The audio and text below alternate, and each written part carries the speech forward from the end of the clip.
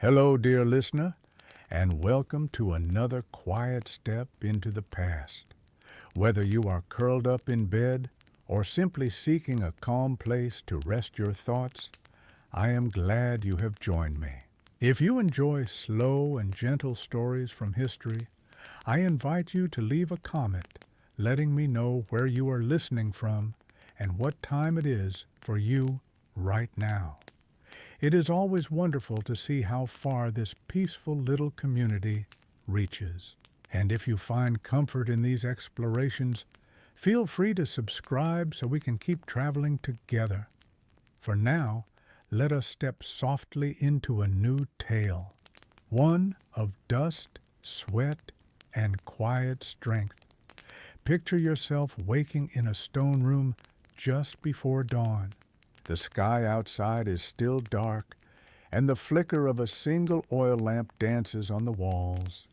You lie on a straw mat, rough beneath your shoulders. There is a chill in the air.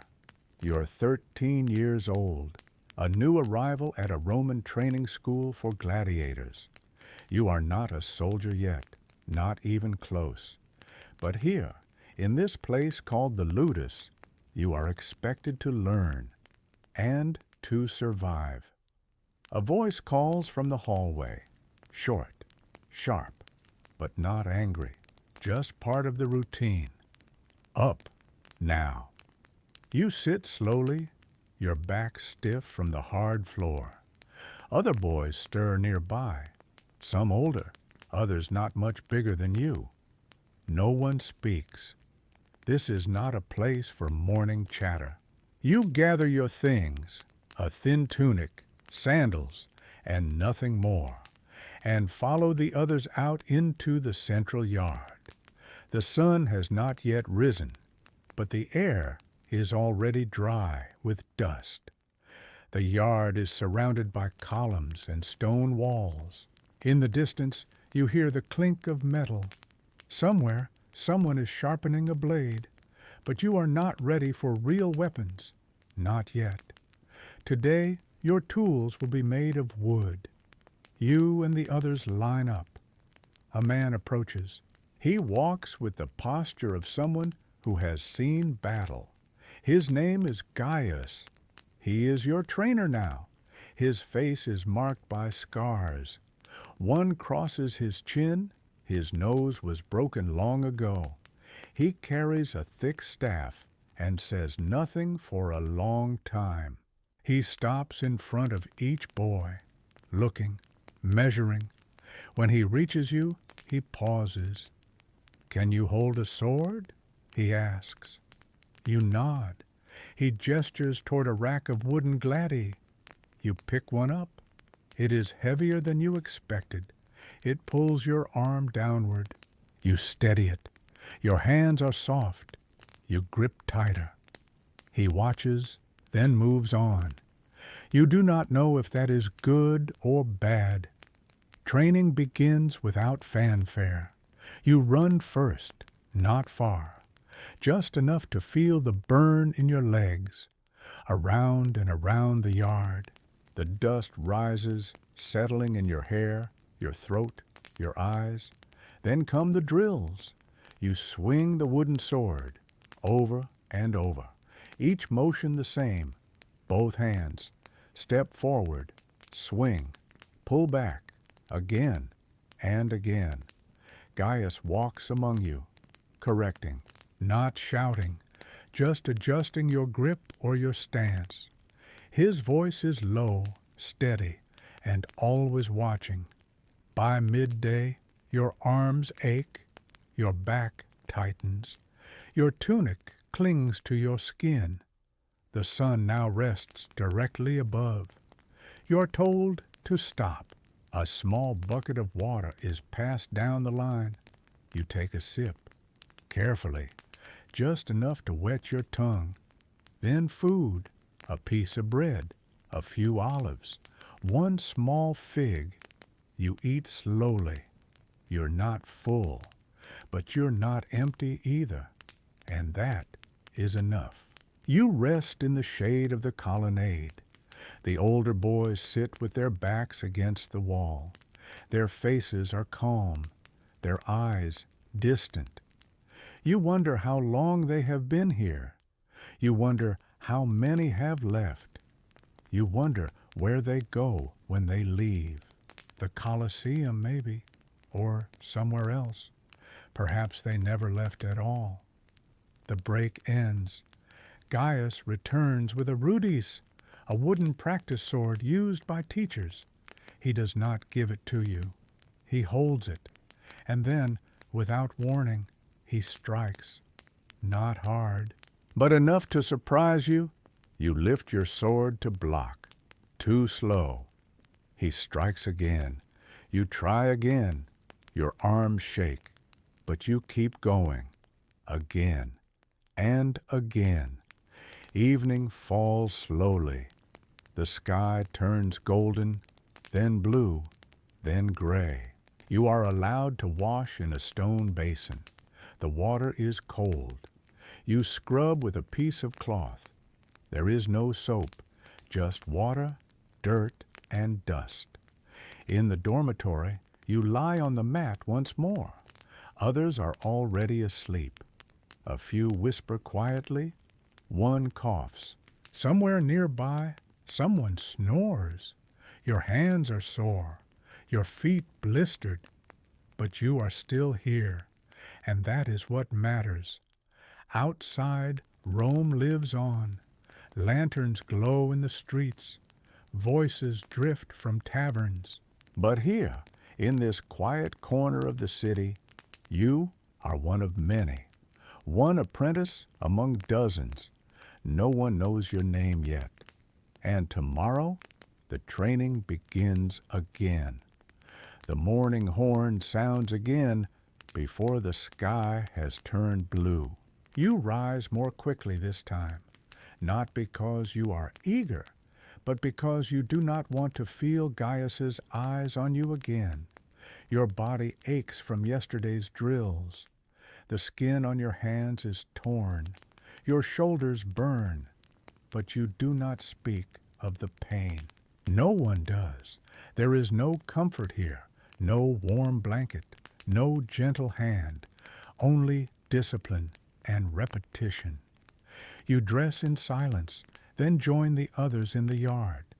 The stones beneath your feet are still cool from the night. The same dust swirls through the air. Gaius is already there. He leans on his staff, waiting. Without a word, he motions for the circle to begin again.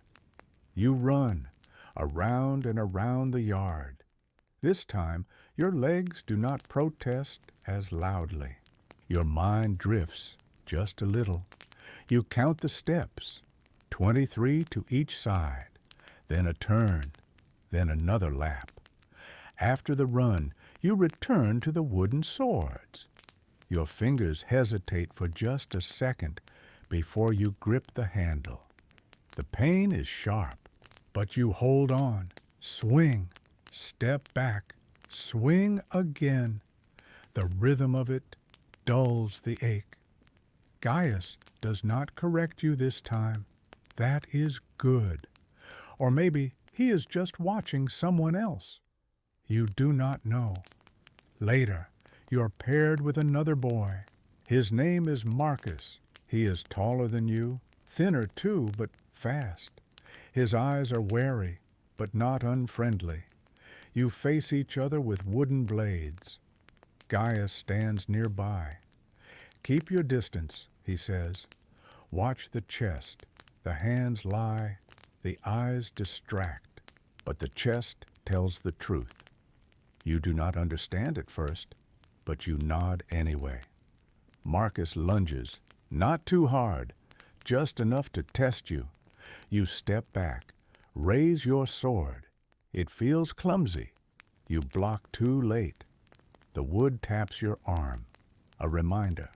Again and again. You try to see what Gaius meant. You watch the center of Marcus's body, not the eyes, not the feet. Slowly, you begin to notice the shifts in weight. the moments just before he moves, and then, for the first time, you block before the strike lands. A small nod from Gaius. He says nothing else. The midday meal is the same. Bread, a few olives. Today, no fig. You eat slowly. Across from you, Marcus eats with one hand. His other arm hangs limp, perhaps from an older injury, or from this morning's match. You do not ask. You have learned not to ask. In this place, questions are rare. Only orders and silence. In the afternoon, there is a new task. Shield work. The scutum is large, heavy, curved to protect the body from shoulder to knee. You are told to lift it, march forward, push. It is harder than it looks. The weight pulls at your arm. Your legs strain with each step.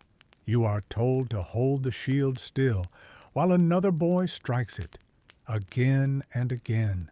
Each blow rattles your bones, but you do not drop it. Some boys do drop it. They are sent back to run until the sun begins to set. You are not sent back. That is enough. When the sun falls, you return to the dormitory. Your mat is the same, flat, rough. But tonight it feels familiar. You lie still for a while, staring at the wooden beams above. Someone down the row hums a slow tune, a lullaby perhaps, or a prayer. You do not know the words, but the sound is soft, and for a moment the room feels less harsh. In the days that follow, the pattern repeats. Wake, run, drill, block, march, eat, rest, repeat. Time becomes slippery. One morning blends into the next. You learn to tell the days only by the soreness in your limbs, the blisters on your palms, the dust in your throat. One morning, Gaius stops you after the drills. He points to your footwork. Better, he says. Just one word, but it stays with you. That night, you replay it in your mind, again and again. Better. Marcus begins to speak with you between drills, quietly. Not much, just a word or two. Good block, he says, or shield high.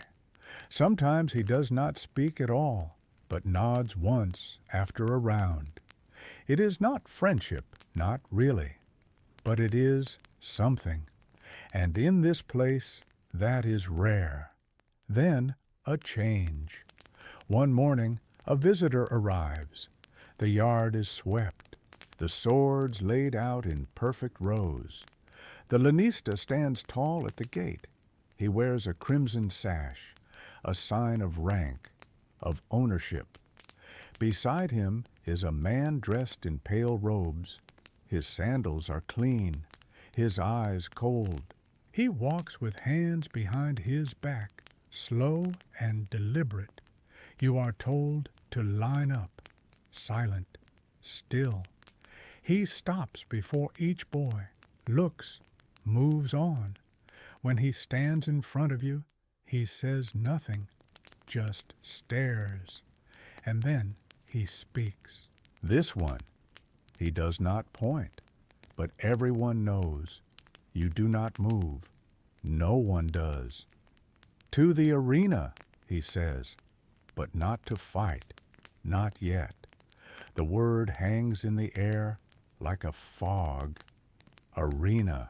You have heard it whispered by the older boys, spoken with a mix of awe and dread, but never said aloud by anyone from outside the ludus. Now it is real, and it is your turn to see it, not to fight, not yet, but to walk its corridors, to feel its weight, and to understand what waits at the end of this path. You are chosen along with 5 others.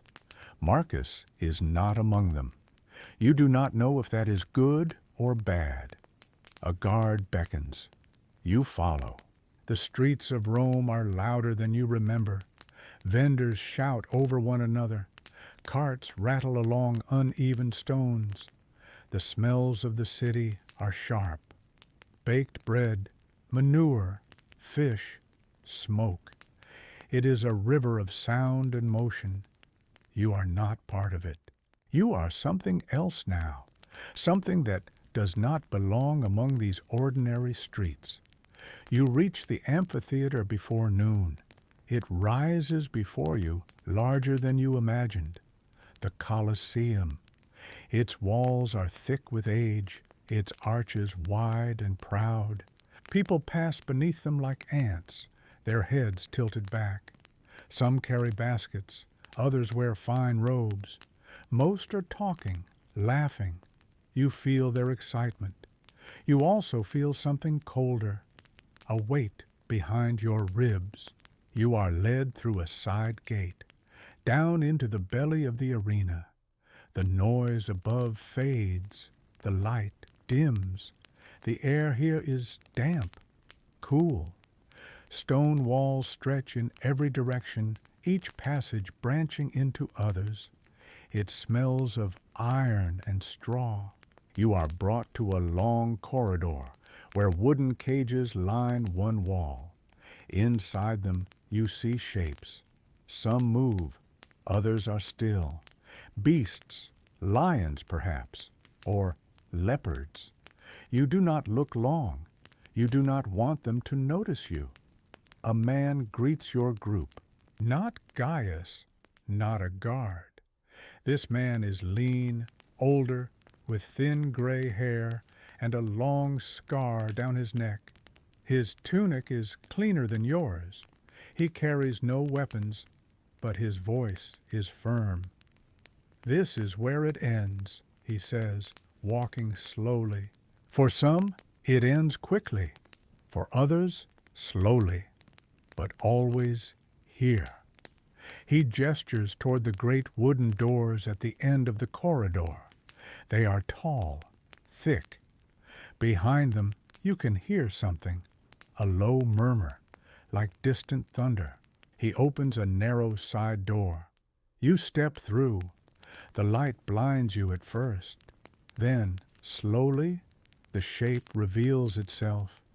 The arena, an oval of golden sand, ringed by high walls and endless rows of stone seats. Thousands of them. Most are empty now, but you can imagine them filled. The faces, the voices, the hands raised in cheer or silence. You walk along the edge of the sand. Your feet do not touch it, not today. You stay on the stone path, close to the shade. He speaks again. You will stand here one day.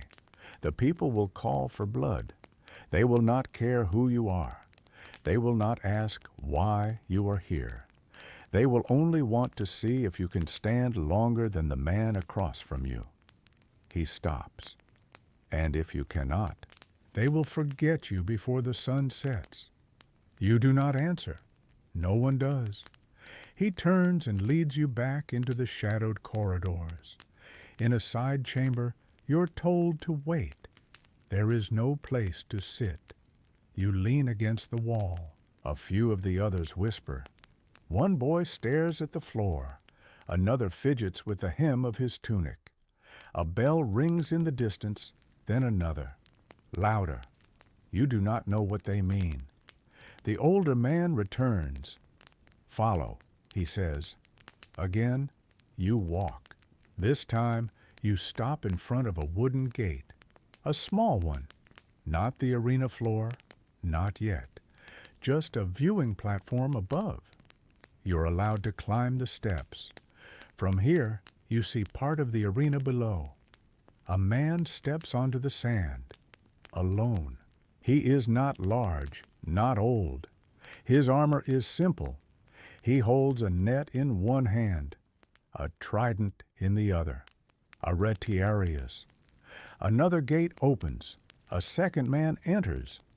This one carries a sword and shield, a murmillo. His helmet gleams in the sun. The crowd begins to murmur. Even now, with only a few hundred spectators, the sound swells like a wave. It rises, it falls. You grip the railing tightly. The fight is slow at first. The retiarius circles. His net swings gently. The murmillo steps forward. Their feet kick up dust. Then a strike.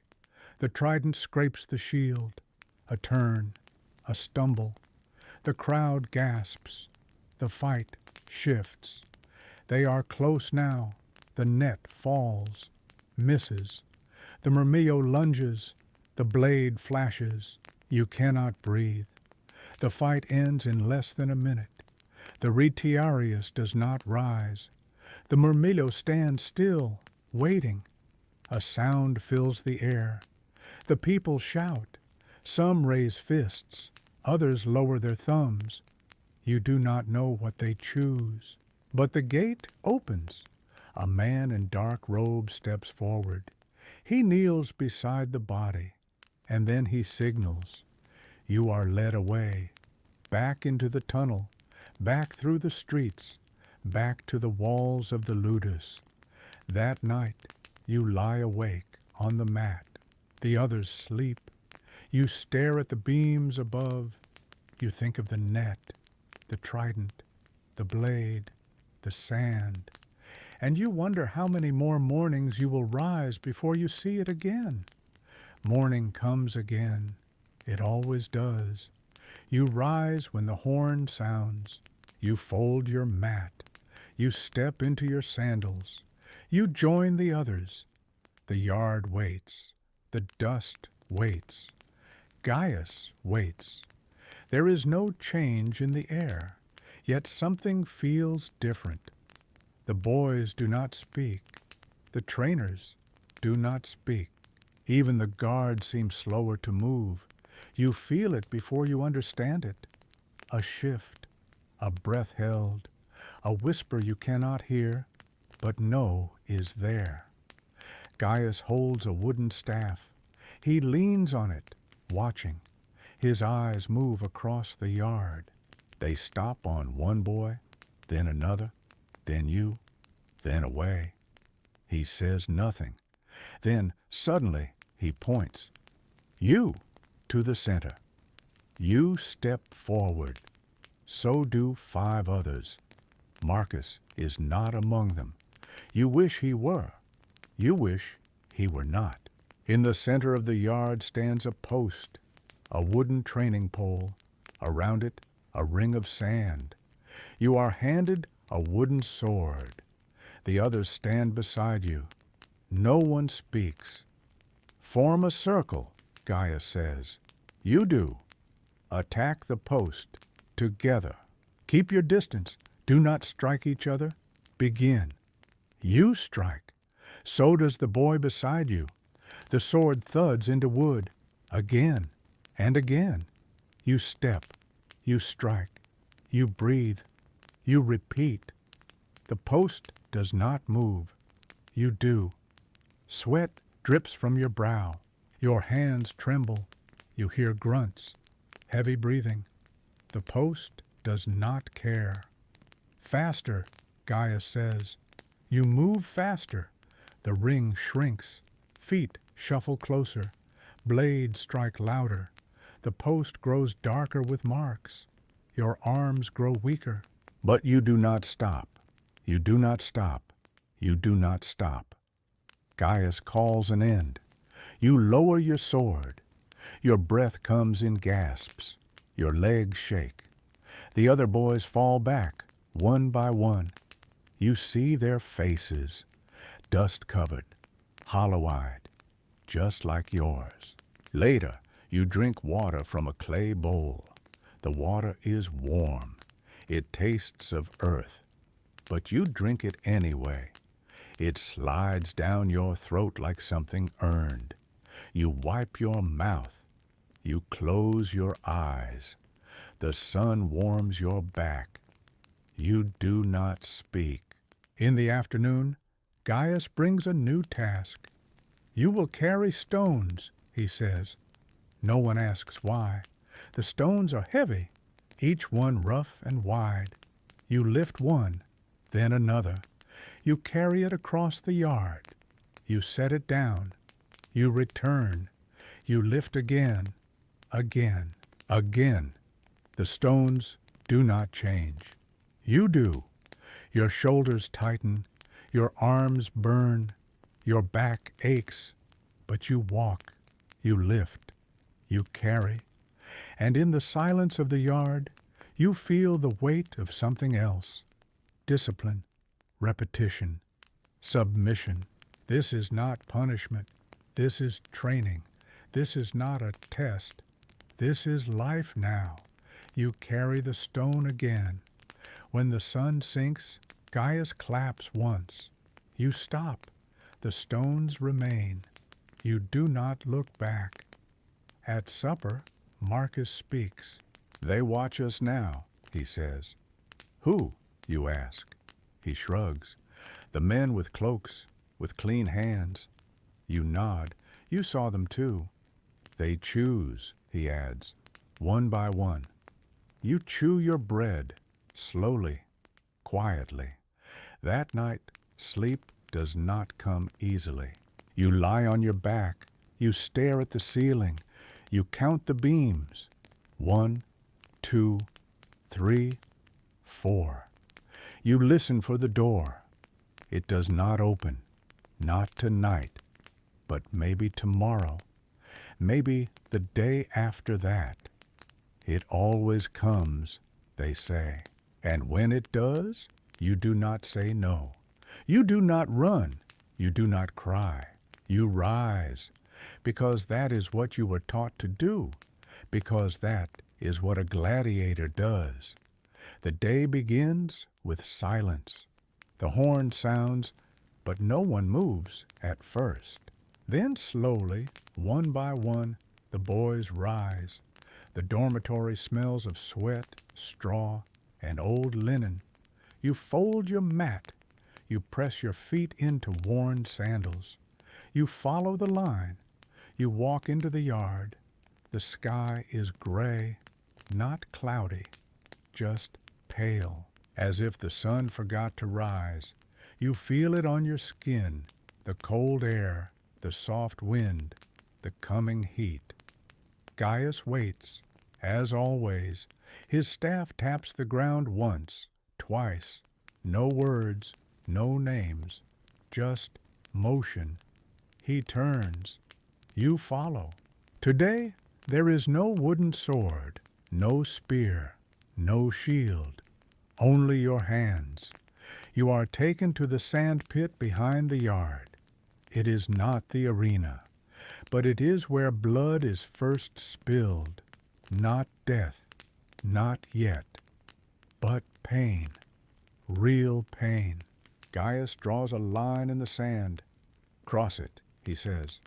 You do. Another boy steps forward. Not Marcus.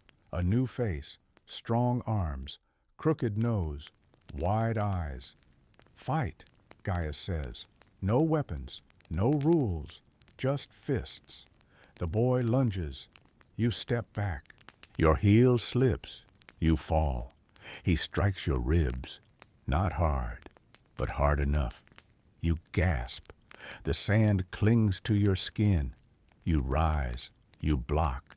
You strike. He grunts. You step again. His fist catches your jaw. The taste of iron spreads across your tongue. You do not cry. You do not beg. You do not run. You fight. Not well, not fast, but steady. Until Gaius says, stop. You stop. You breathe. You sit. The other boy nods. Just once.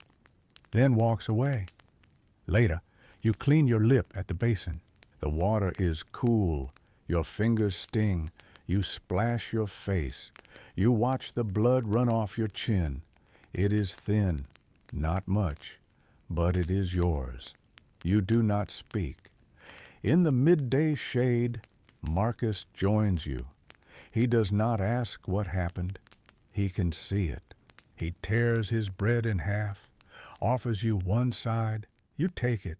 You chew slowly. You moved better today, he says. You nod. You stood your ground. You nod again.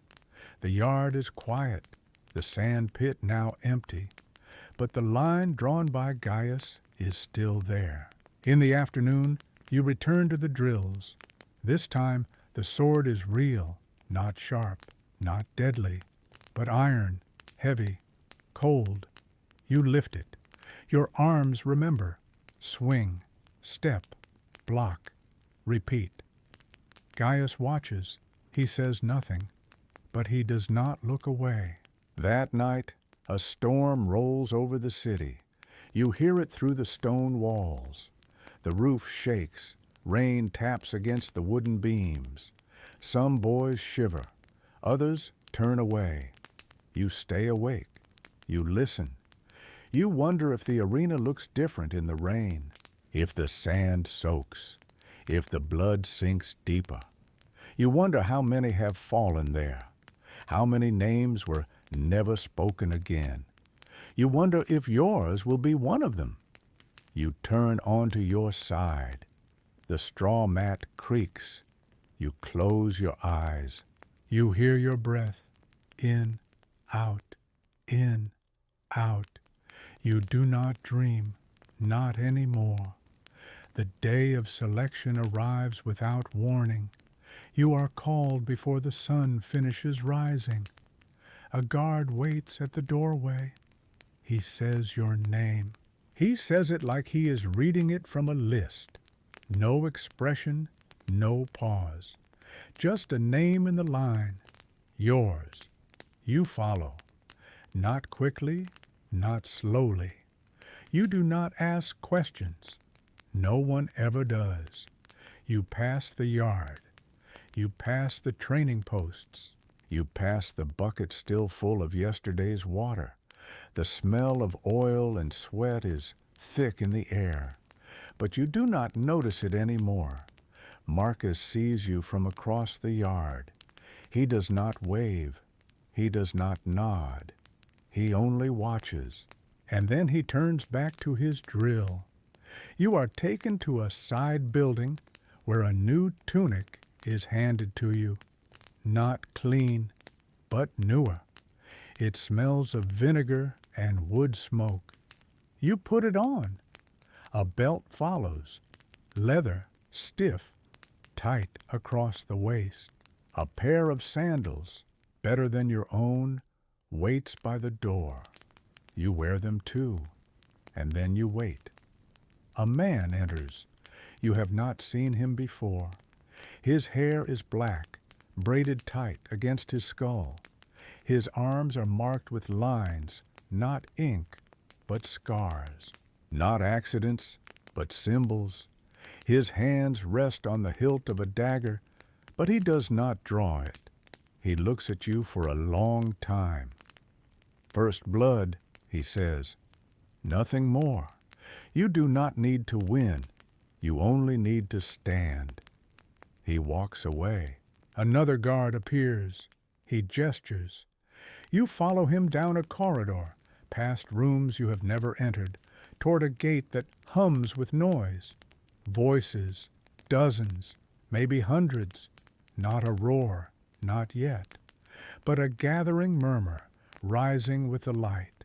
The arena, the door opens. You do not walk into the sun, not yet. You are kept beneath, in a small holding space. Another boy is already there. He looks younger than you. His eyes are wide. His legs bounce beneath him. He breathes too quickly. You nod once. He does not respond. The guard returns. He holds two wooden swords, dull but solid. He hands one to each of you. Then he says, "You go second." You do not move. You wait as the other boy is led forward.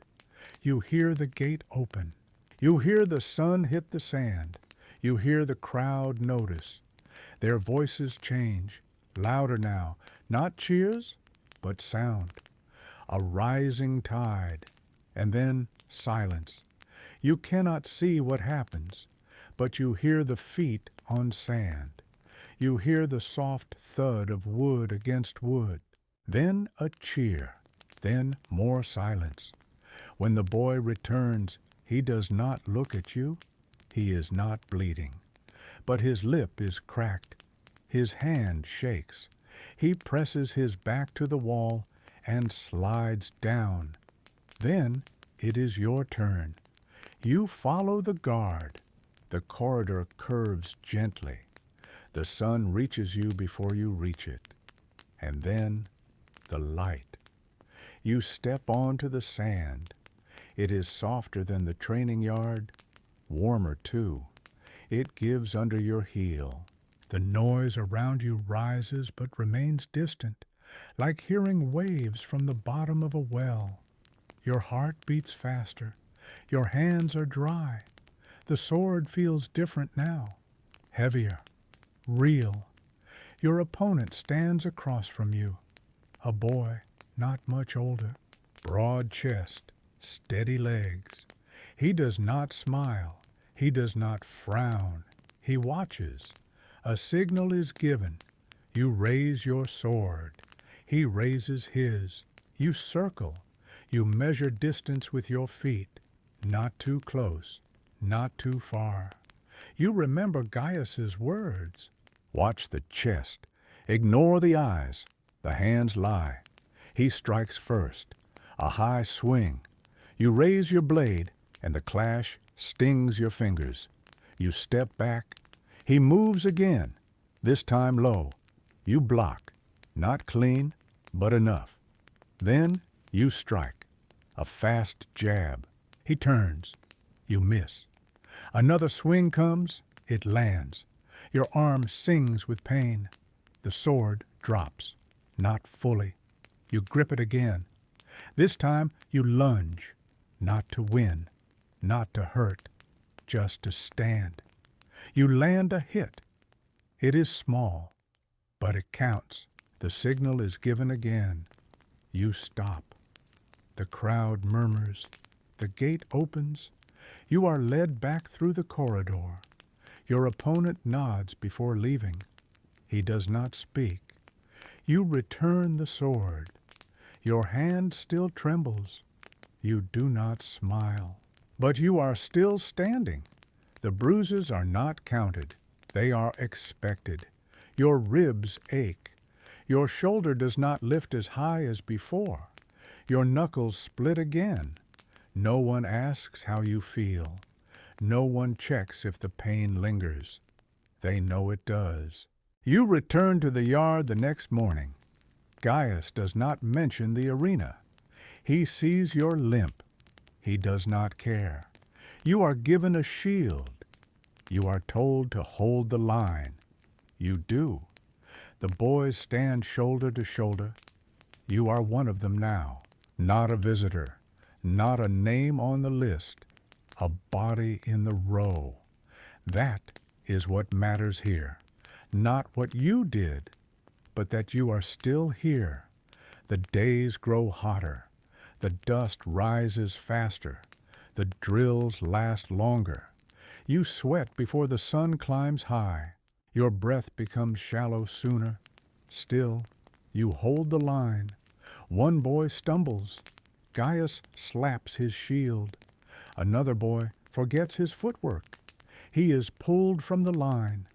The others do not look. They do not ask. They do not speak his name again. In the corner of the yard, a group of older fighters watch. They are not trainees. They are veterans, real gladiators.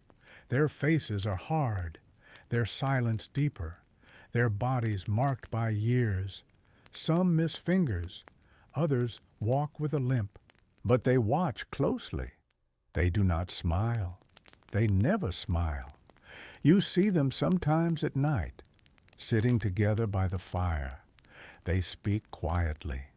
You never hear the words, but you see the way they nod, slow, deliberate, like every sound carries weight.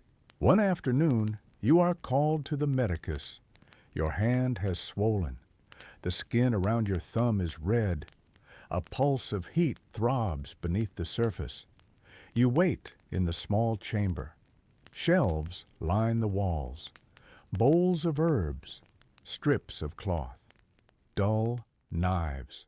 The medicus is not kind. He is not cruel. He is efficient. He wraps the hand. He pours vinegar over the skin. It stings. You do not pull away. He nods once. You will need it again, he says. Soon. You return to training. The pain sharpens with each grip. But you do not loosen your fingers. You strike. You hold. You block. The days pass. No one tells you what day it is. The calendar is meaningless now. There is only training, eating, sleeping, and the horn that tells you when each begins. At night, you try to remember how long you have been here. 2 weeks, 3, a month. You do not know. The sky changes. The boys change. You stay. Marcus speaks less now. He trains harder. He eats in silence. He watches the veterans more closely. One evening, he turns to you. You know what comes next? You shake your head. Pairings. You wait for him to explain. They choose who you train with, not drills, real matches. Not to kill, but not to play. You nod. You hope they give you someone like me, he says. Why? Because I know how not to win. You do not understand at first, but later you think about it. The next morning, the lanista appears in the yard. He holds a small tablet, wooden, with marks carved into the surface. He reads names. Yours is one of them. So is Marcus's. You face him in the ring that afternoon. There are no weapons, only bare hands. The others watch. You circle. He waits. You move. He blocks. You swing. He steps back. You fall. He lets you rise. He does not hit hard, but he hits enough. You learn when to fall, when to breathe, when to get up. Later, he helps you to your feet. Now you know, he says. You nod. You do not speak of the match. You train again the next day and the next. The real gladiators still watch. The veterans do not speak. But one of them nods as you pass, just once. You do not forget it. That night, you sleep deeper than before. No dreams, no waking, only the quiet of straw beneath your shoulder and the sound of your breath. It begins with silence, as most things do. No horn, no call, no instruction. Only the soft shuffle of feet across the yard, the scraping of sandals, the sound of linen pulled tight across chests. The boys gather in rows. You stand among them, your arms tense, your face calm. The sun rises behind a low wall, and the light cuts through the dust in long, even lines. A stranger arrives. He walks behind the lanista, hands folded behind his back, his robe deep blue, his sandals polished. His face is round, the skin soft, the eyes sharp.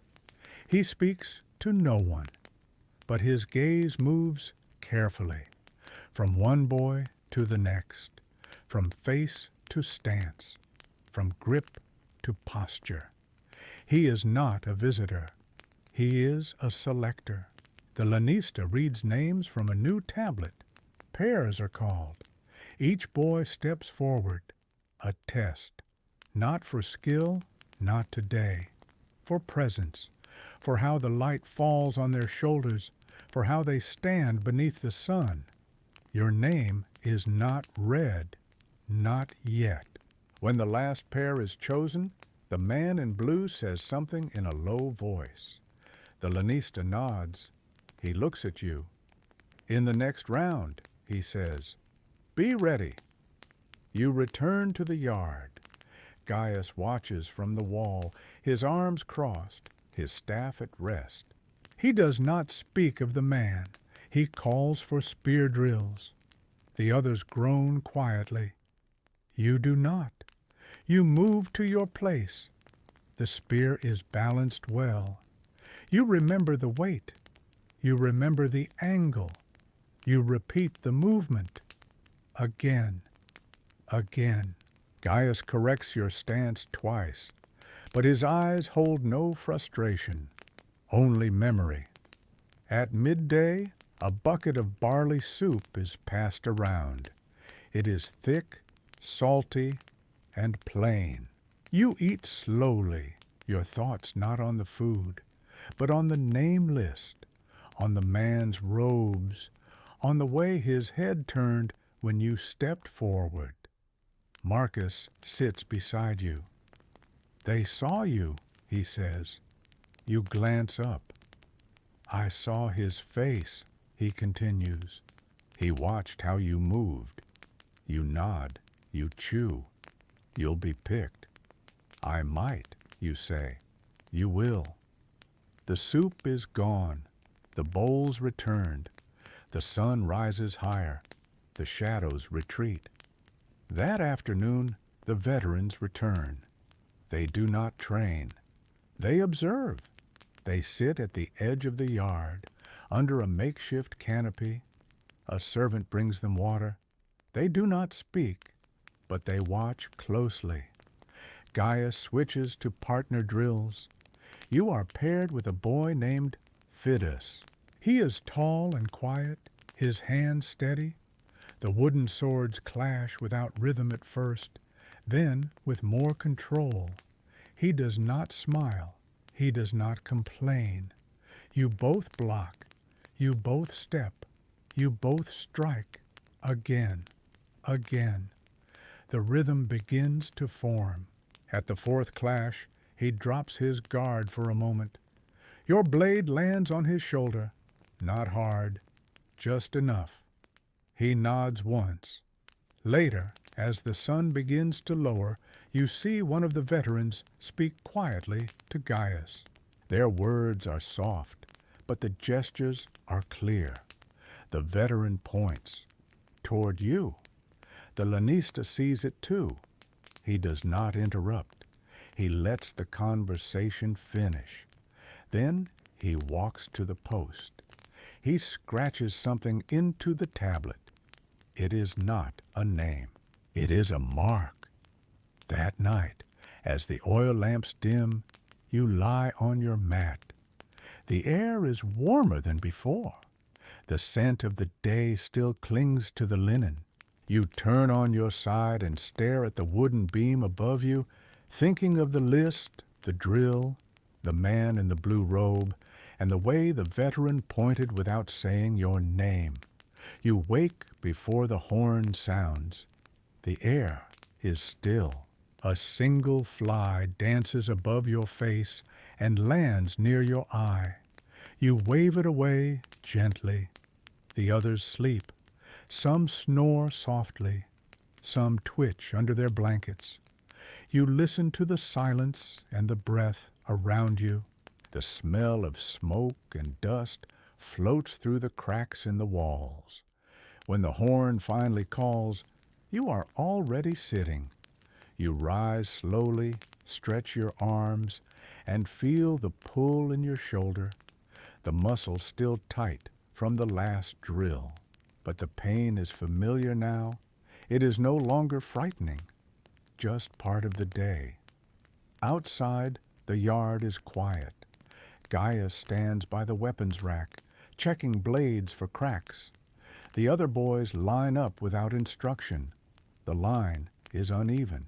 Some stand crooked, some fidget. Gaius does not speak. He simply waits until stillness returns. You are handed a short sword today, one with a thicker hilt, heavier. You roll it in your palm, feeling the balance. A few steps away, Marcus does the same. His eyes meet yours for a moment. No nod, no words, just recognition. Drills begin. The morning light reflects off the blades. The sun climbs steadily. The dust hangs low over the sand. You move forward, then back. You pivot. You strike. The sound of metal hitting wood fills the space. Every boy is focused. The man in the blue robe returns. He watches from the shade again. Gaius calls for partner drills. You are paired with Marcus. This time, no words are exchanged. Only movement, only timing. You swing, he blocks, he strikes. You step aside, you thrust, he redirects. The rhythm is calm, controlled. No panic, no wasted motion. The lanista walks the edge of the yard. He watches the pairs, says little. But when he passes your match, he pauses for a moment, then moves on.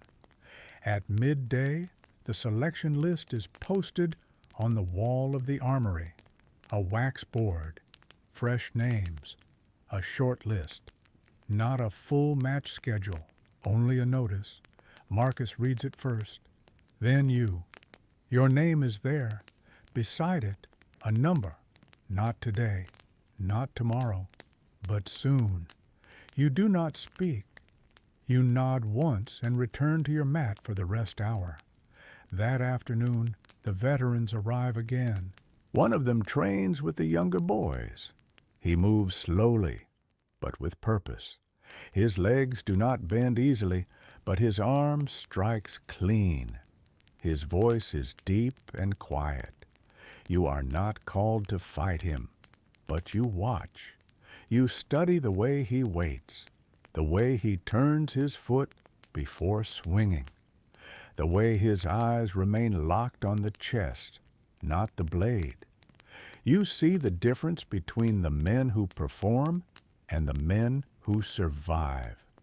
After the session, you're asked to clean the spears. It is not punishment. It is routine. You carry them to the wash basin. You wipe each one with cloth and oil. You inspect the tips. You place them back gently.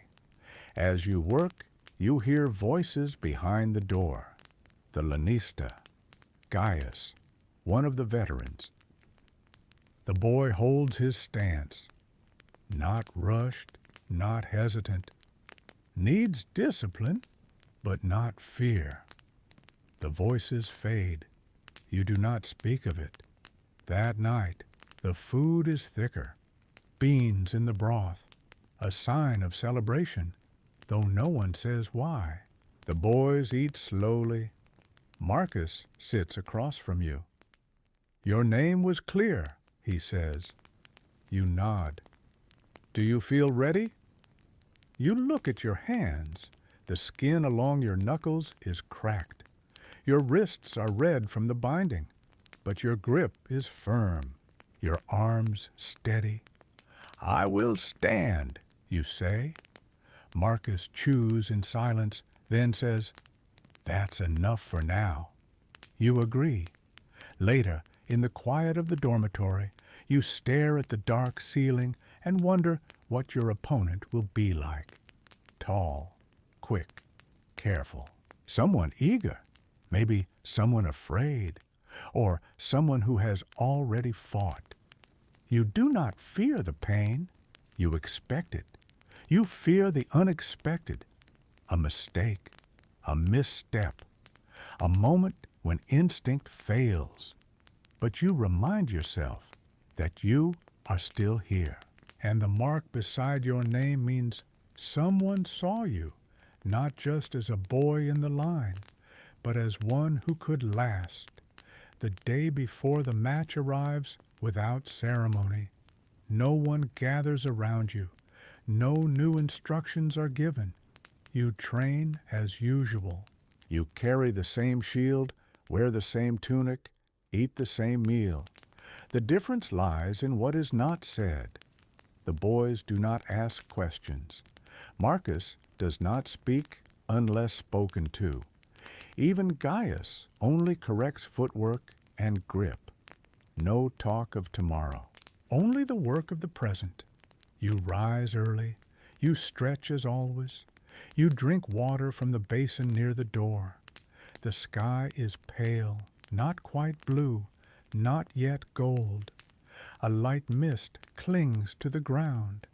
The sand in the yard feels colder beneath your feet. You step lightly. You listen for sounds from the kitchens. The firewood is split earlier today. The smell of smoke travels farther. You are pulled aside during spear drills. A guard waits near the entrance to the storeroom. He gestures without words. You follow. The air inside is heavy. It smells of iron, sweat, and polished wood. The room is dim, lit by two small oil lamps near the far wall. On the table is a new tunic, light red, not crimson, a pale dye, a mark of status, though not of victory. The guard watches you dress. He adjusts the belt, hands you a clean cloth, binds your wrists carefully, then leaves.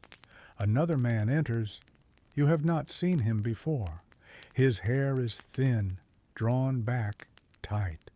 His tunic bears the insignia of the arena, a pattern of crossed blades sewn in brown thread. He inspects you slowly, says nothing, nods once, then hands you a small leather tag. The tag is round with a single number carved into it. Your match number. You take it. Outside, the yard continues. The boys keep drilling. Gaius watches them, but sees you leave the storeroom. He nods. Nothing more. You're given a lighter shield that afternoon, one used for speed rather than weight. You practice movement, not striking, only stepping, shifting, watching the distance between your feet. You are told not to exhaust yourself. You obey. The evening meal is quieter than usual. The food is simple: lentils, bread, a strip of meat dried with salt. No broth, no wine, water only. The fire crackles outside. The veterans eat near the back wall. They speak softly. Marcus sits to your left. He tears his bread slowly, piece by piece. He does not look at you, but before leaving, he says, "Keep your arm low. Most boys swing high. That is their mistake." You nod. You sleep early. The dormitory is still. The sounds of the city drift in slowly.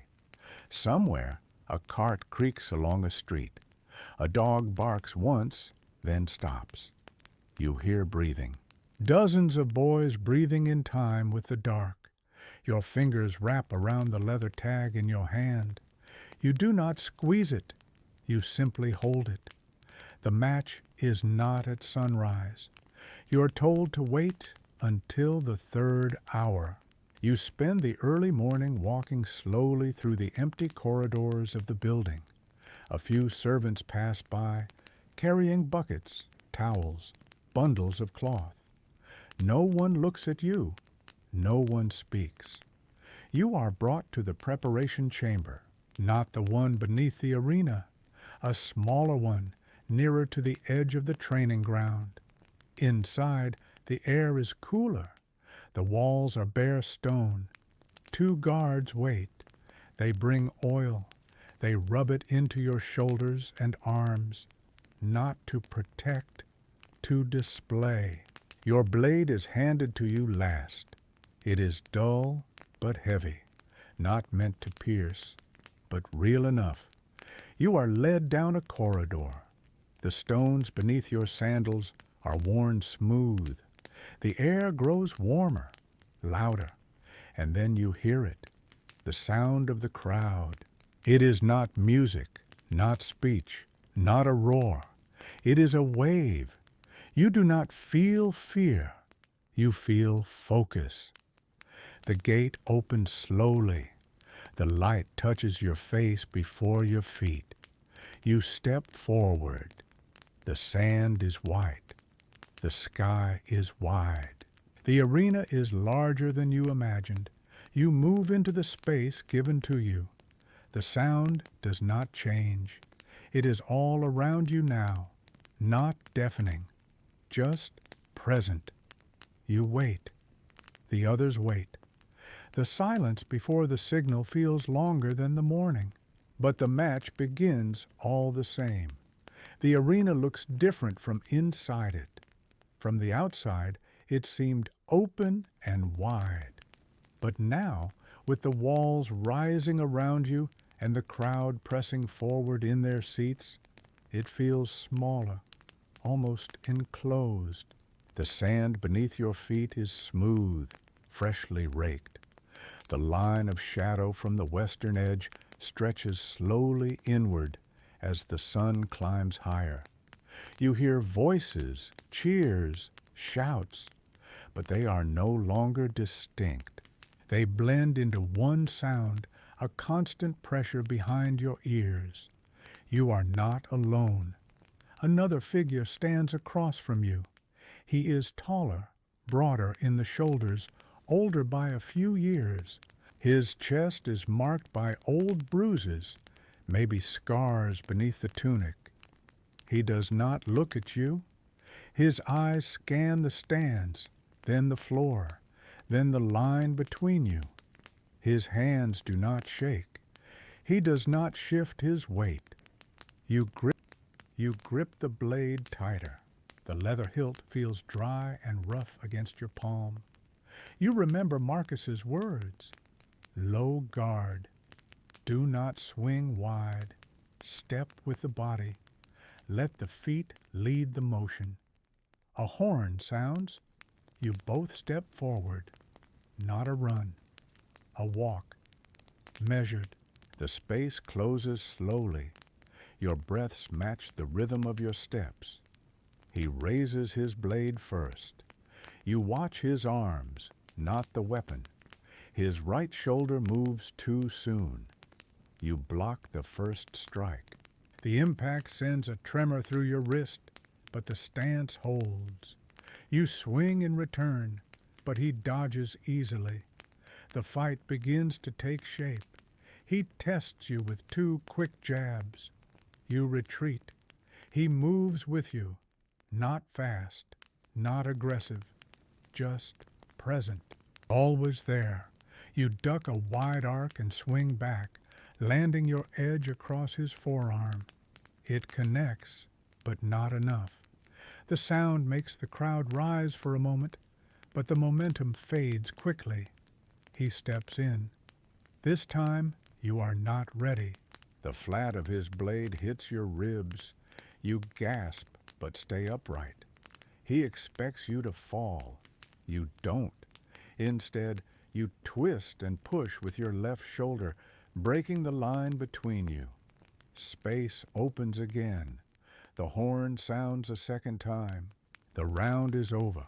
Neither victor nor defeat. Just pause. You are both led back to the edge. A bowl of water is offered. You drink a small amount, enough to clear your throat. The guard checks your side, but there is no blood. Just the forming of another bruise. You return to the center.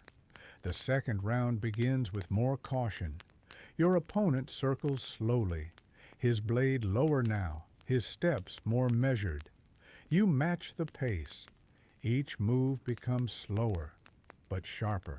Less waste, less show. He tries to bait you with a feint. You do not take it. You try the same. He does not move. Time stretches. At last, he lunges. You sidestep. His foot slips slightly on the soft sand. It is enough. You strike across his back. A clean hit. He stumbles, recovers, turns fast, swinging wide. You duck and answer with another strike, this one to his side. The crowd reacts, not with a cheer, but with a lift in noise, a swell of sound that rolls across the stone. The horn sounds a final time. The match is over. You lower your blade. Your shoulders tighten from the effort. You breathe deeply. The air is dry and sharp. The guards approach. One nods to you. The other helps your opponent to his feet. No winner is declared, not in these trials. Only those who last. You are led back under the gate. The sun disappears behind the wall as you step into the shadows. You hear the crowd shift, already looking to the next pair. The sand clings to your sandals. The dust hangs around your face. The corridor narrows behind you, and the light becomes dimmer with every step.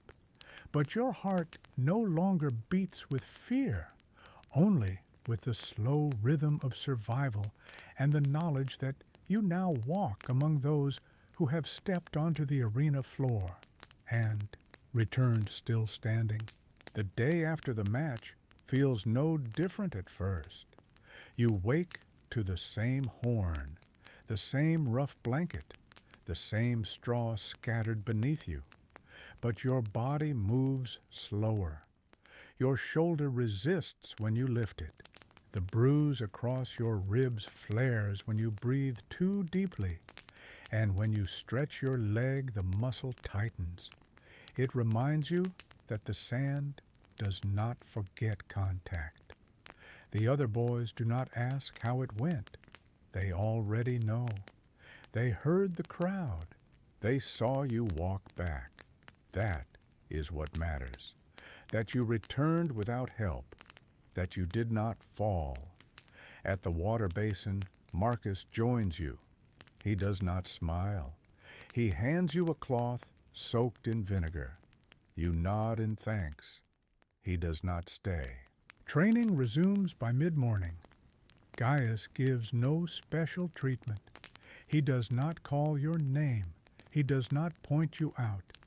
You return to the same drills, the same steps, the same routines. Only now your blade feels heavier, though nothing has changed. When you miss a block, he shouts your name, not with anger, just with force. Footwork first, then hands, never the reverse. You nod and adjust. Later, while oiling the wooden practice swords, you hear two boys speaking behind the rack. One whispers something about the man you fought. Another says he was chosen for another bout next week. You listen, not for gossip, but for details. You hear your own name once, quietly, followed by a pause. After evening meal, the veterans gather by the side wall. One of them, the one with the stiff leg and missing finger, watches the younger boys as they finish eating. He speaks to Gaius, pointing twice. First at a boy named Secundus, then at you. Gaius replies with a shrug. The veteran nods once, then turns back to the others. You are not told what it means. That night, your sleep is shallow. You wake often, not from dreams, just from the feeling that the air in the room has grown heavier. You sit up once and stare across the rows of mats. Most boys sleep with hands beneath their heads. A few turn on their sides. No one snores. You rise early. Outside, the fog hangs lower than usual. The ground is wet, a sign that rain passed in the dark. The sky is gray, not from clouds, but from ash drifting lightly from the eastern hills. You step into the yard and begin your stretches. Before drills begin, Gaius gathers the boys. Tomorrow, no training, he says. There will be selection. He says nothing else. He walks away. Marcus leans toward you and says, "It means inspection, patrons, guests, maybe buyers." You nod. He continues, "Some will be taken from the list. Others will be added." You do not ask which is worse. The rest of the day moves slowly. Every boy sharpens his form. No one drags their feet. No one mutters complaints. The practice blades move faster. The footwork is tighter. Even the youngest boys strike harder than usual. Gaius notices, but he does not praise anyone. He only marks the rhythm and keeps it moving. In the afternoon, the lanista calls you into the office near the northern wall. You sit on a bench near a clay lamp that smokes faintly. He looks at you for a while before speaking. "You've done what was expected." You say nothing. "You'll be listed again." But not yet. "You'll train under Veturius." You nod. He adds, "He asked for you." I said yes. You are dismissed. Back outside, the sky begins to clear. A strip of pale blue appears above the eastern tower. You hear boys practicing still. You hear the thud of wood against wood. You hear the sound of sandals scraping over sand. But through it all, you carry the sound of the crowd in your mind. Not the roar, not the cheer, but the moment it fell silent when your blade landed. And as you return to your place in the line, you realize that silence follows you longer than the noise ever did. The morning of inspection begins before the sky is fully light. The yard is swept clean. No drills, no shouting, no barked orders from Gaius. The boys are washed, their hair trimmed, tunics replaced with fresh ones, free of dust and sweat. Leather sandals brushed and tied properly. Even the wooden swords are polished, though no one will swing them. You are told to stand in the main corridor that leads from the armory to the open yard. The walls are damp with early air. The stone beneath your feet feels colder than usual. The line moves slowly, one by one, each boy stepping out into the light, where a raised wooden platform has been placed, not for speeches, for viewing. From the shade of a large canopy, 3 men sit, each dressed differently. One in Roman white with a narrow stripe, the mark of minor office. One in dark cloth, trimmed in blue, his hands soft, his fingers jeweled. And the third, older, sun-darkened, with a short beard and weathered skin. You do not know who they are, but they are the ones who decide, not with words, with nods. The lanista stands beside the platform. He reads names. He gestures for boys to step forward, turn once, raise their arms, step back. The guests rarely speak.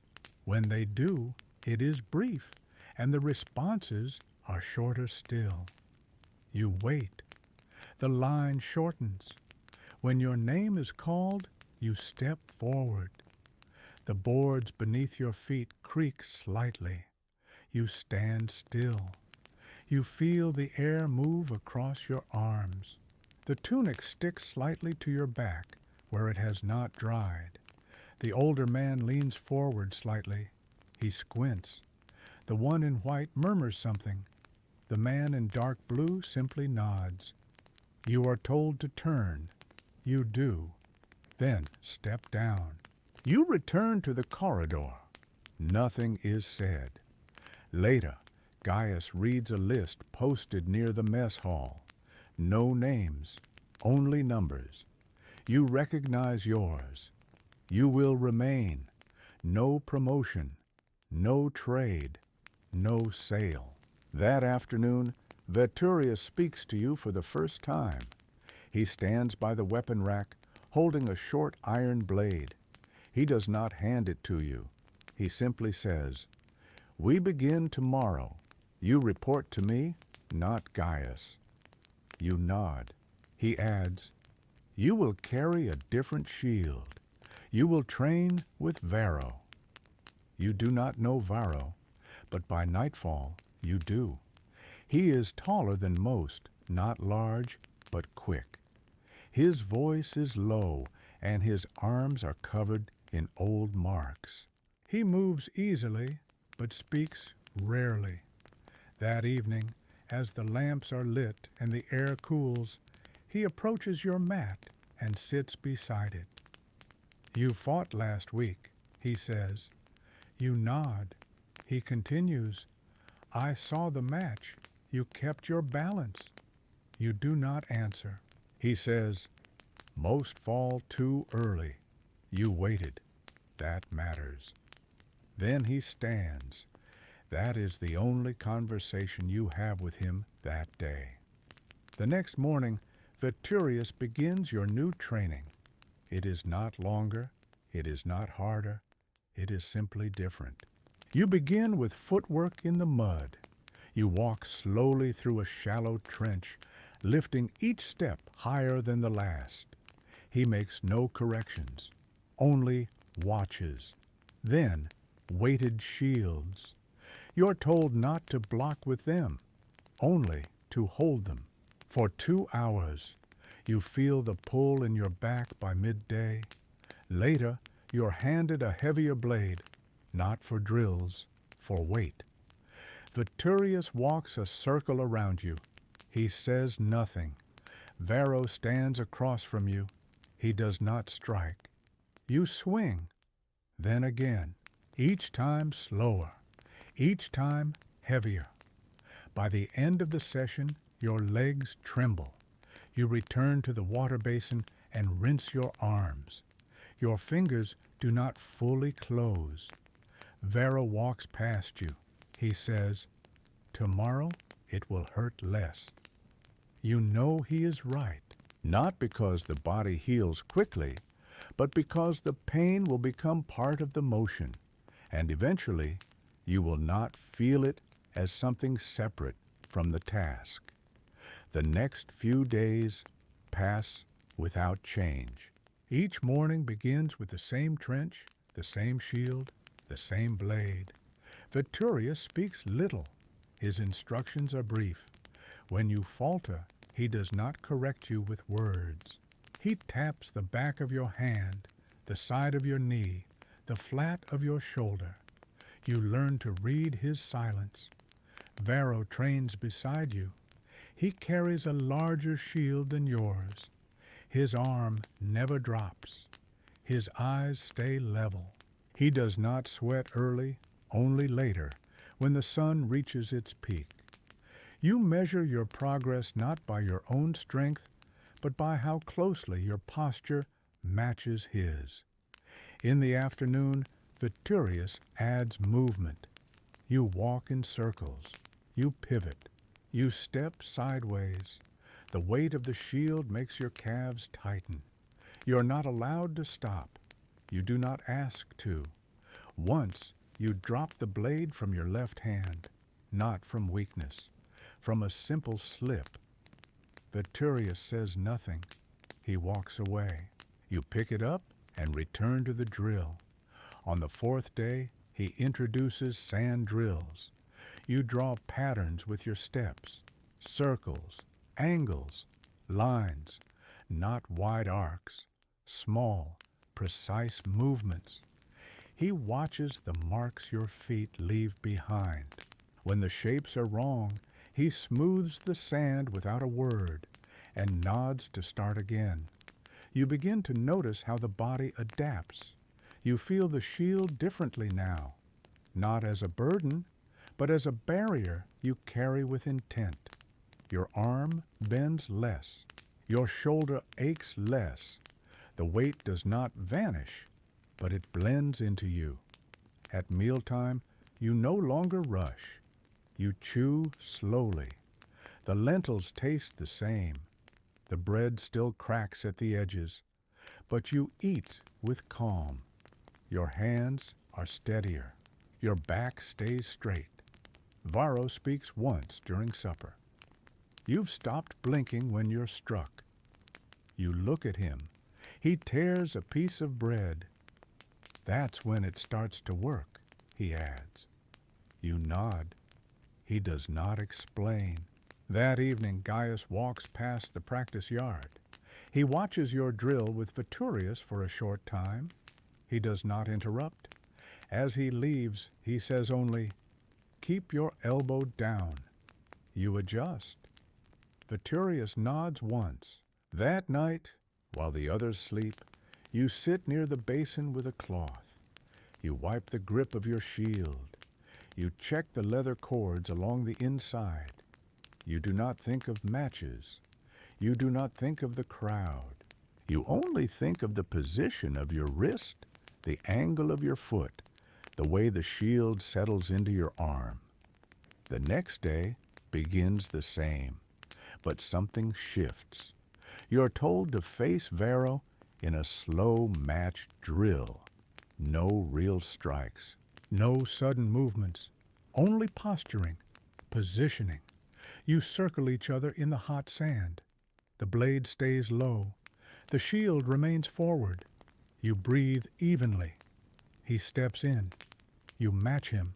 He feints. You do not fall for it. He pauses, nods, steps back.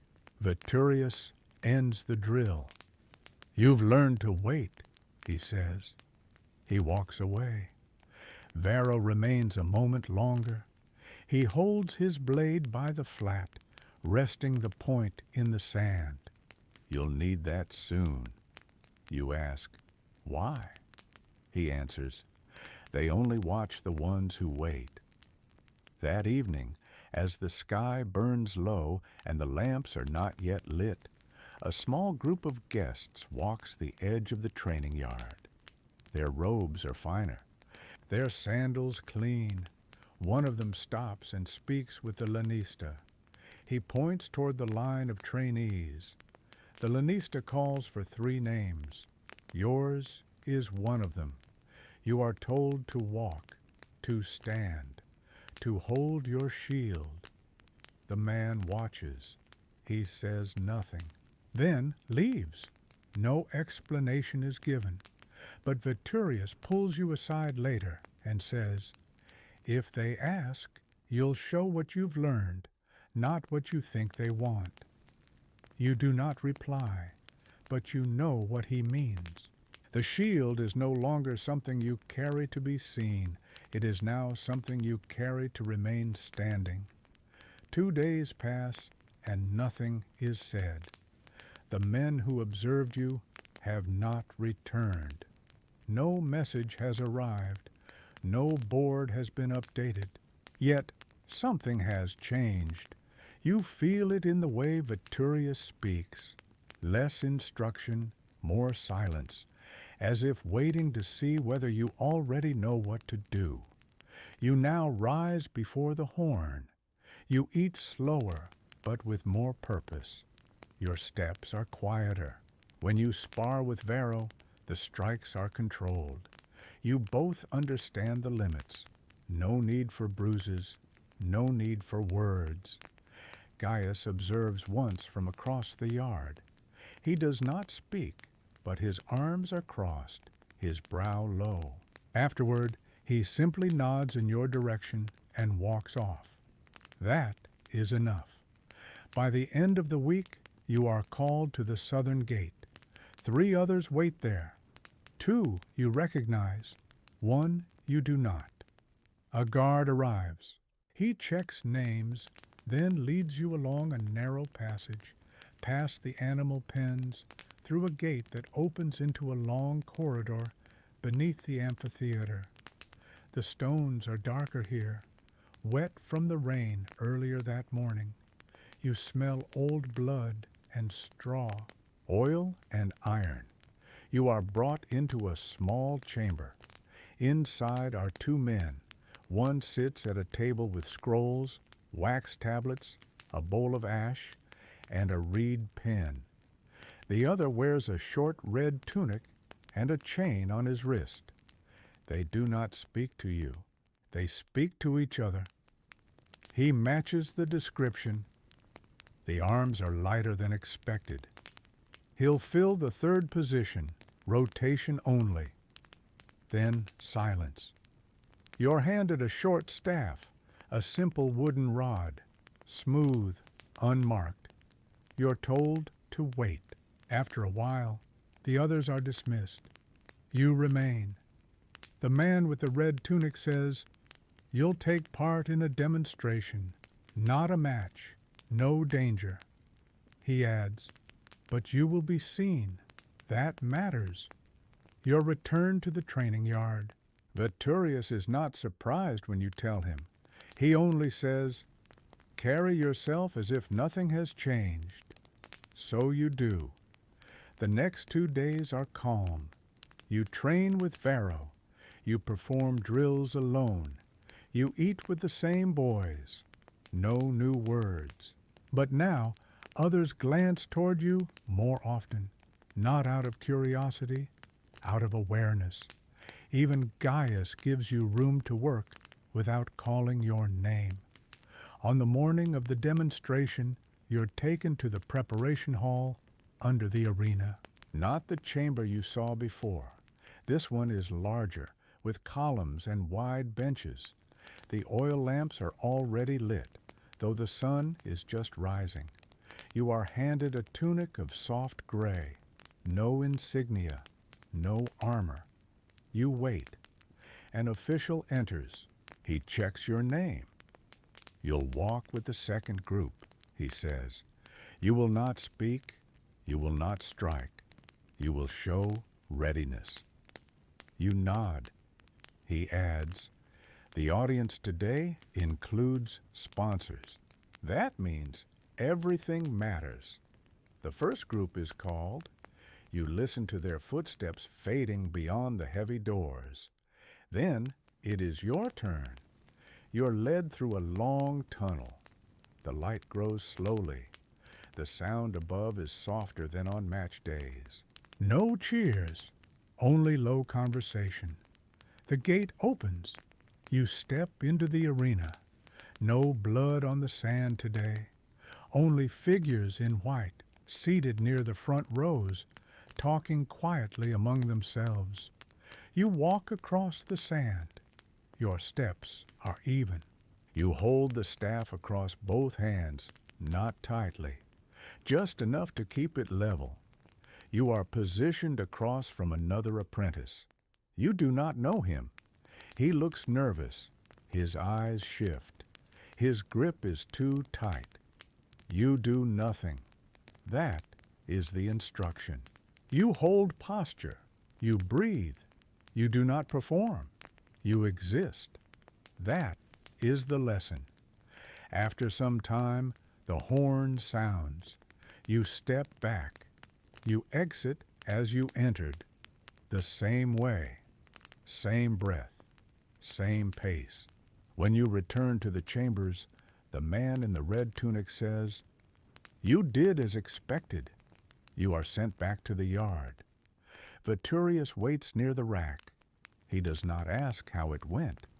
He simply hands you a training shield and says, "Nothing changes. That's how you'll survive." The following week begins as if nothing has changed. You return to your training post before sunrise. The same shield, the same trench, the same dull ache in your arms that rises faster now, not because you are weaker, but because the weight digs deeper. Veturius speaks less each day. At first, it seemed like distance. Now, it feels like trust. You march in silence with the others. The rhythm of steps is now internal. You no longer watch your feet. You do not measure the distance to the wall or count the laps. The body remembers before the mind understands. You begin to notice it in small ways. The way your left foot always angles outward when bracing. The way your shoulder rises slightly just before a strike lands. The way your hand relaxes a moment after the shield stops moving. In the midday heat, Viturius introduces a new pattern. You move in a tight box around 4 stones pressed into the sand. The path is narrow. There is no room to widen your step. You're told to circle it 3 times, backward, then forward, then with a blade drawn. It sounds simple, but it isn't. Your legs fail first, then your balance, then your patience. You grit your teeth, but no one is watching for anger. They are watching for rhythm. Varro shows you his pattern in silence. He does not explain. He simply walks the square with ease, and when he finishes, the marks in the sand are clean and tight. You try again. The dust follows you differently now, lighter, more measured. That evening, after rations, you are told that the next trial will be announced soon. The veterans do not speak of it, but their eyes shift more often toward the armory. Marcus sharpens his blade longer than usual. One boy polishes the iron on his greaves for nearly an hour. No one says why. You sleep less soundly, not from fear, but from uncertainty. Not knowing whether you will be chosen is worse than knowing you are. The body prepares for pain, but the mind drifts in questions. When the sun rises again, the list is posted. There are 6 names. Yours is 3rd. No details are given. Viturius reads it, then folds the sheet in his hand. He turns to you and says, "Prepare like it's real, even if they say it's not." You do. The next day, the guards bring you a practice blade, freshly oiled. It is heavier than the last. The balance is slightly off. You adjust quickly. You do not complain. Varro spars with you that afternoon. The pace is faster. His blade swings in wide arcs now, and you begin to read them. The first time he strikes, you block too late. The second time, you step into the motion and let it glance from the top of your shield. By the 3rd exchange, you duck beneath it and rise smoothly with a counter thrust that stops inches from his side. He nods once. That was correct. Viturius does not interrupt.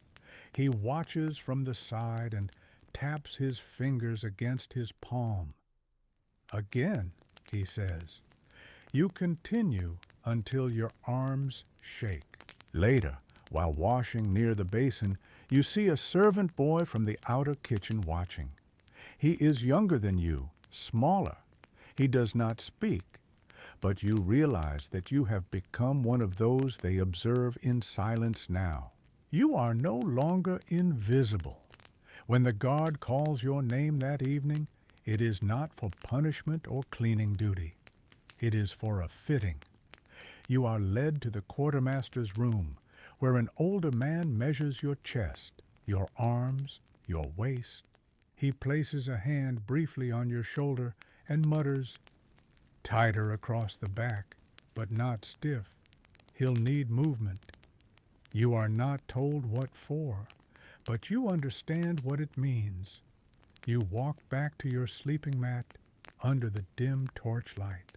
The others are already curled beneath their blankets. A few snore lightly. One turns in his sleep. You lie down with your arms crossed over your chest. You stare upward and do not blink for a long time. You are not afraid. You are not ready. You are simply there between what has been prepared and what has not yet been spoken. You wake early, though no horn sounds. The air is still. The corridor outside the dormitory smells of oil and wet straw. A guard waits at the entrance, not calling names, only nodding to those already listed. You rise and dress without a word. The tunic is the same as yesterday, but your thoughts are not. Down the hallway, the doors to the armory are already open. Inside, racks of weapons have been partially cleared. A few remain wrapped in cloth, marked with small colored cords. The quartermaster points without speaking. You find the one with the red tie near the grip. It is yours now, or at least for today. You carry it without drawing the blade. The courtyard is quiet. Viturius waits near the eastern wall. His arms are folded, and his eyes follow you as you approach. He says nothing for a moment, then speaks with even rhythm. Balance is not in the arm. It's in the feet. Remember that. You nod. You will fight with Varro again, but not to win, only to listen. That is all. The others watch from behind the pillars, their eyes low, their bodies still. Varro steps forward and nods once. His shield is larger today, iron-rimmed and marked with dull notches from years of contact. You notice the curve of it more clearly now, the way it deflects instead of absorbing. The match begins with no command. You take the first step. The first strike comes slower than you expect. He aims low. You block too early, and the sound of wood on wood echoes too sharply. He circles you, his movements light. You do not follow. You let him come. On the third exchange, he drives you back with pressure, not force. You slip once, but recover. You're moving too fast, he says softly. Let the weight do the work. You slow. You learn. After 20 passes, you land no blows, but you no longer trip. You no longer flinch. Your shield moves without thought. Your feet trace the ground in careful arcs. You do not feel pain, only effort. Viturius steps forward and lifts a hand. Enough. Varro nods, lowers his shield, and steps away. You are not told what the result was. You are not asked how you feel. Instead, you are given bread and water. Then silence. By midday, you are summoned again. This time, the lanista stands waiting near the outer wall, where the training field opens toward the kennels. You do not usually go there. He holds a small parchment. A senator's aide will attend the next bout. They're selecting 2 apprentices for observation. You wait. You are one of them. You nod. Do not change what you've learned. If you are seen trying to impress, you will be removed. You nod again. He does not explain more. That evening you sit near the brazier with Varro. He oils the edge of his shield with slow, practiced movements. You'll enter the warm ring now, he says. You ask, what is that? He replies, not blood matches, but not drills either. Somewhere in between. They call it warm because it's meant to show how you move before it really matters. You sit quietly. He adds, don't try to look sharp. Just be what they already saw. That's what they come for. That night, as the dormitory quiets, you trace the edge of your training blade with one finger. The weight has begun to feel familiar. The grip, less foreign. The ache in your shoulders, now part of you. You lie back, eyes open, listening not to the silence, but to the rhythm of steps you still feel in your legs. You know the ring is near. You know the watchers will come, but what they see will not change what you are. And what you are now is not what you were when you arrived. The arena is smaller than you expected, not the grand structure with marble seats and roaring crowds. This one sits behind the barracks, ringed by a low wall and shaded by wooden beams overhead. The sand is thinner, mixed with dirt and loose straw. The space holds perhaps 50 people, seated quietly on stone benches or standing along the edges, arms crossed, scrolls in hand. You are brought in before the others arrive. A guard tells you to stand near the southern gate. You place your shield by your feet and wait. No commands are given. No speech is offered. The wind moves softly across the top of the ring. The air smells of oiled wood and drying sweat. Varro enters second. He nods once, then leans against the inner wall, eyes closed. He looks calm, not distant, present in a way that requires no expression. The last 3 boys enter as a group. 2 you know by face, the third only by name. They do not speak. One tightens the straps on his sandal again and again. Another glances toward the benches more than once. A small bell sounds. The lanista steps forward. You will fight in sequence, warm matches, half pace. First pair, on the mark. Your name is not first. You watch. The first match is slow, hesitant, more feet than blade. The boys strike wide and recover poorly. The lanista does not stop them, but the murmurs from the benches grow sharper. A man in green leans forward and squints. Another scribbles something on a wax tablet. The second match begins. Varro is chosen. His partner moves quickly, too quickly. The first blow glances, the second misses. Varro does not react. Then, when the third attempt comes, he steps inward, pivots, and places his shield against the boy's shoulder with gentle force. The boy stumbles. No strike follows. Varro simply resumes stance. The crowd notes it. Your name is called for the third match. You step forward. You take your place at the northern mark. The opponent stands opposite, slightly taller. His shield is wider but held too low. His blade shakes at the point. The bell sounds. You do not move first. You let the distance settle. You observe. Then you step once. He responds with a lunge, wide, heavy. You parry with the flat of your shield. Step back. Breathe. Again he presses. You circle. He follows. The exchange continues. He swings. You deflect. He strikes again. You absorb. No blade touches skin. No shield is thrown. But your pattern is clean. Your posture steady. You let him tire.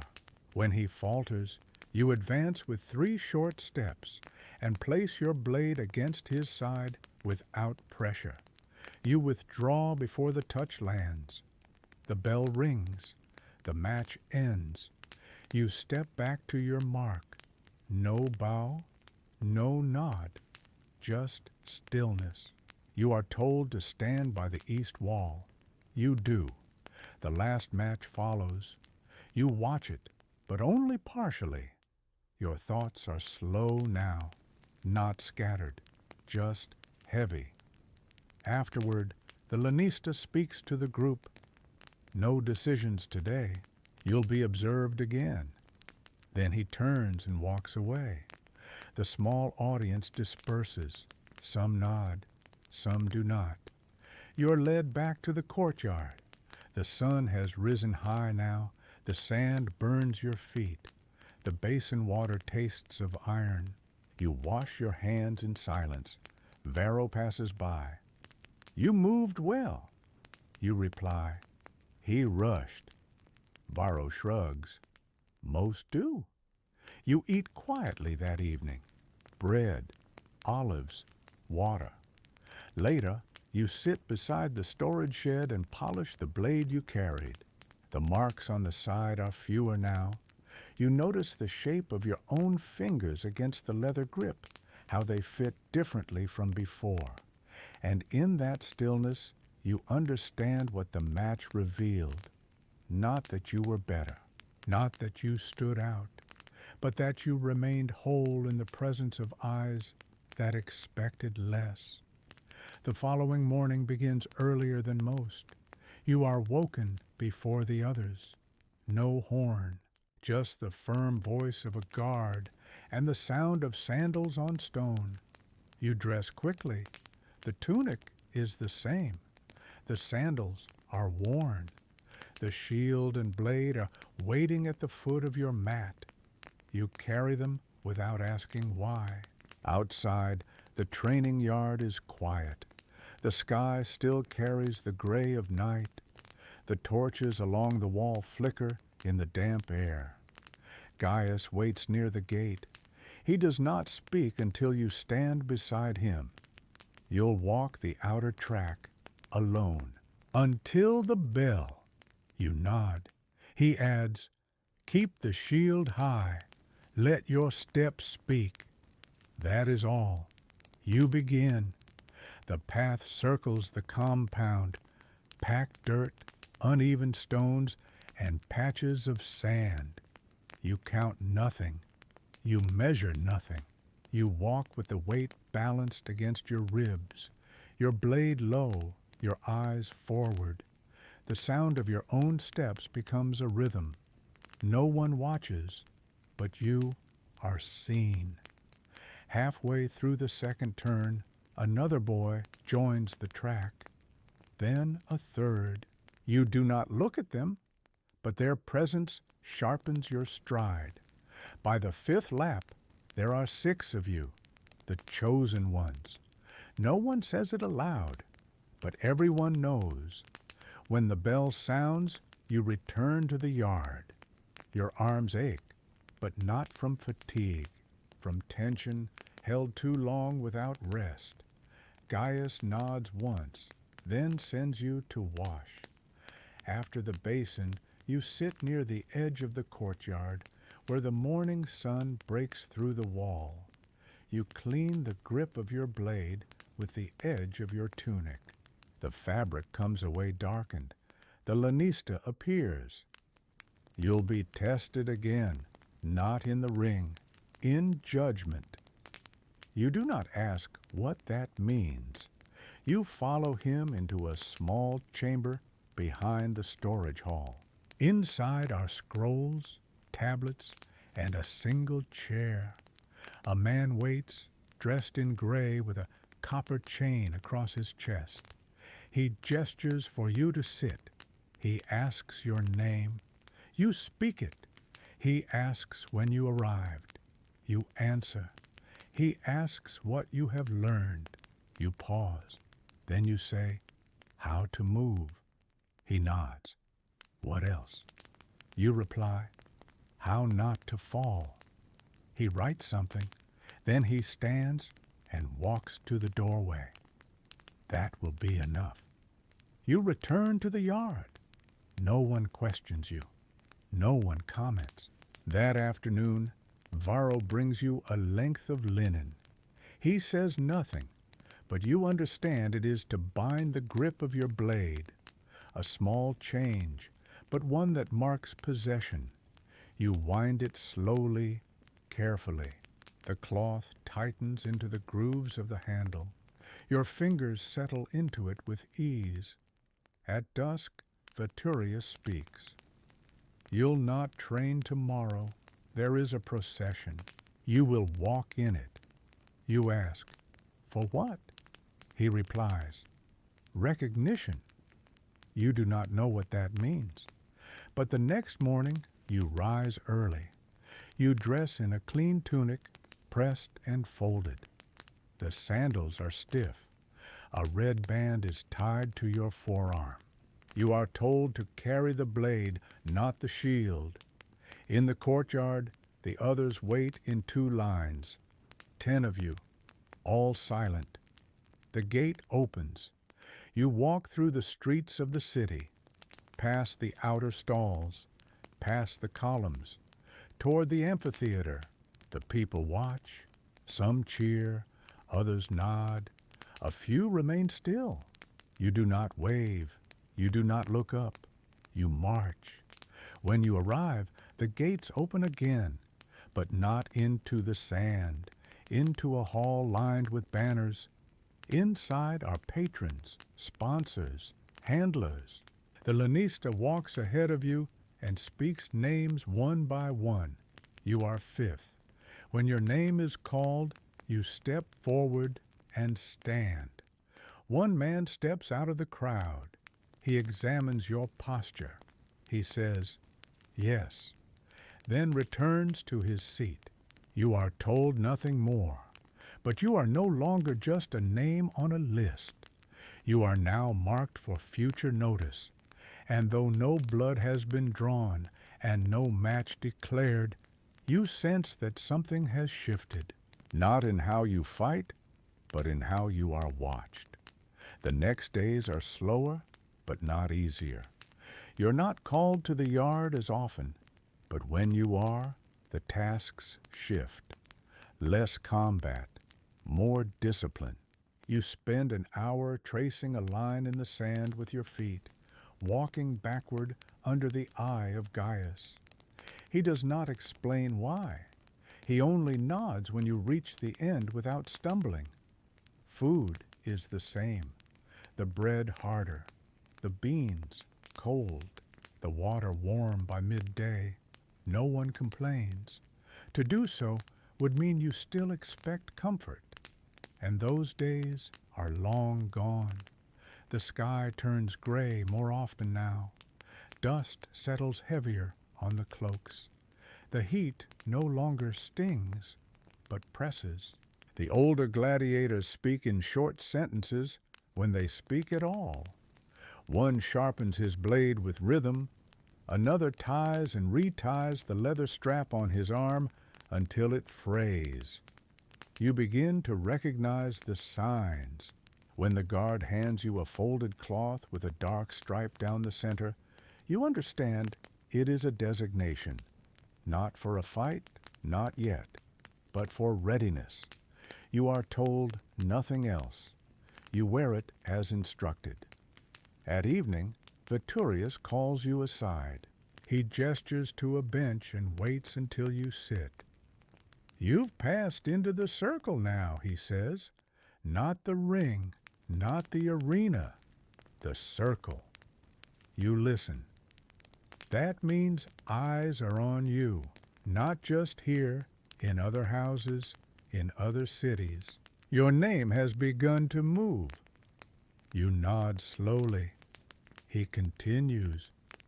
You still do not fight for coin, but your name may, and that's the first step that cannot be undone. You ask, what happens next? He looks toward the far wall, where the shields are stacked in even rows. That depends on who says your name aloud first. That night, you lie awake longer than usual. The others sleep early. Some snore softly. One murmurs in a dream. You keep your eyes on the beam above your head, where the oil lamp casts a dim arc of yellow light. You remember the first time you held a blade, how heavy it felt, how your hands fumbled, how your legs refused to hold ground. That boy is not gone. But he is smaller now, placed behind you like a layer of skin you no longer wear. In the early morning, you are summoned not by voice, but by gesture. A simple wave of the hand from a man in blue robes standing by the well. You follow without a word. He leads you past the stables, past the iron gates, into the scriptorium. Inside there is a long table with parchment, seals, ink pots, and a bronze bowl of sand. One man writes, another watches, a third reads names. Your name is among them. He does not ask for your age or rank. He only confirms spelling, then dips a long reed into ink and inscribes it on a ledger.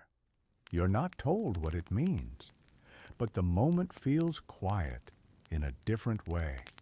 Not empty, not waiting, just settled. Outside, the bells sound again. A new day, a new cycle. You return to your post near the yard wall.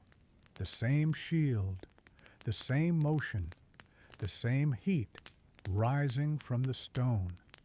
But something is different, and though no one names it aloud, you now carry something heavier than iron, a weight not worn on the back or arm, but behind the eyes, the weight of being seen, even when no one is looking. Good night.